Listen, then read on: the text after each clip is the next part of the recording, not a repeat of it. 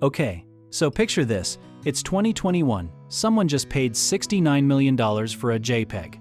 Not a painting, not a sculpture, just a picture on a screen that anyone could right-click and save in about half a second. That moment broke the internet, and honestly, it broke a few brains too, including mine. But here's the thing. What that person actually bought wasn't the image, it was the proof that they owned it. That's basically what an NFT is, a non-fungible token, and yeah, non-fungible sounds like something a doctor warns you about, but it just means one of a kind and not swappable. Think of it like a concert ticket. Your ticket is yours. You can't just trade it for someone else's random ticket and call it even. Now compare that to regular crypto like Bitcoin, where every single coin is identical and totally interchangeable. 1 Bitcoin equals 1 Bitcoin, no questions asked. NFTs are the opposite of that. Each one is unique, like a fingerprint, or your uncle's weird conspiracy theories. The whole thing lives on a blockchain, which is basically a digital record book that nobody owns but everybody can see. So when you buy an NFT, that transaction gets stamped into the blockchain forever. Like carving your name into wet concrete, except way nerdier.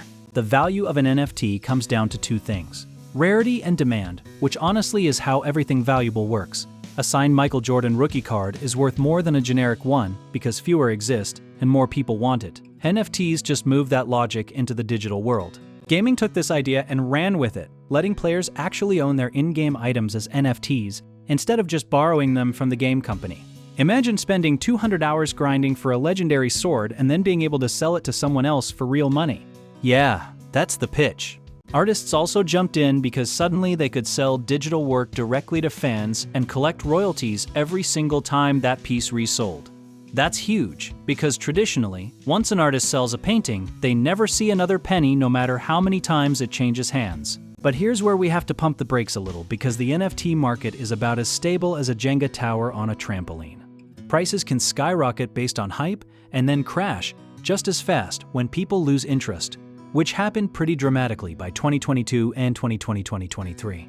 A lot of people bought NFTs expecting to flip them for profit and ended up holding something worth almost nothing, which is a cautionary tale as old as time. Speculation is not the same as investment, and wanting something to be valuable doesn't make it valuable. The market decides, not the vibes. There were also some real scams in this space, like projects that raised tons of money and then the creators just disappeared overnight.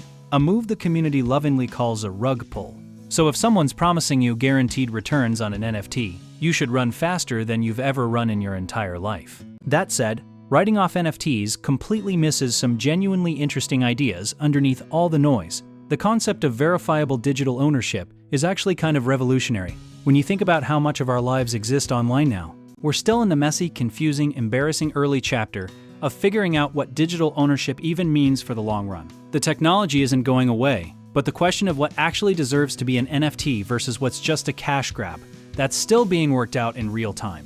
So the honest answer is that NFTs are fascinating, flawed, and not fully figured out yet, which makes them one of the most interesting experiments happening in tech and culture right now. Sometimes, the most important thing isn't having the answer, but just understanding the question well enough to not get played. If you want to dig even deeper into stuff like this, the weird, the wild, and the worth knowing, check out the links in the description and find out what our company can do for you.